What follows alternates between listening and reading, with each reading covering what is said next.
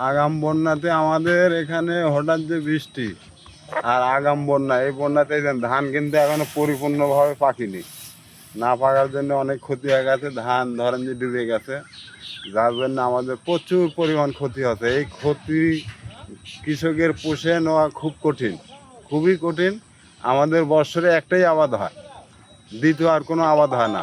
বৎসরে একটা আবাদ, তারপরে আমরা ঠিক মতন ধরেন যে তুলতে পারিনি, বেশিরভাগই তোলা গেছে। আর এই দেখেন মাঠ এখনো প্রচুর, ওই মাঠে ধান আছে। এই যে আগাম বন্যা এসে গেছে, আর সবাই ধান কাটতে পারবে কিনা এটা বলা যাচ্ছে না, একমাত্র আল্লাহই জানে। আগাম বন্যাতে এগুলি ধান করে লাগাইছি, পাইপ খরচ দিয়ে সার টার এগুলো বুনা দিয়ে আবাদ করছি, করার পর আমরা জানি আনন্দ করে তুলব।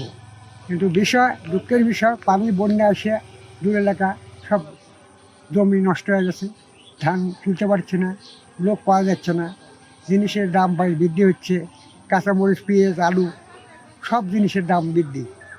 এখন ধান তোলা গেছে, ধান তুলতে পারছি না। ধান এমন বিষয় আছে, ধান পানির তলে প্রচুর ধান আছে, কিন্তু ধান তুলতে পারছি না, কষ্ট।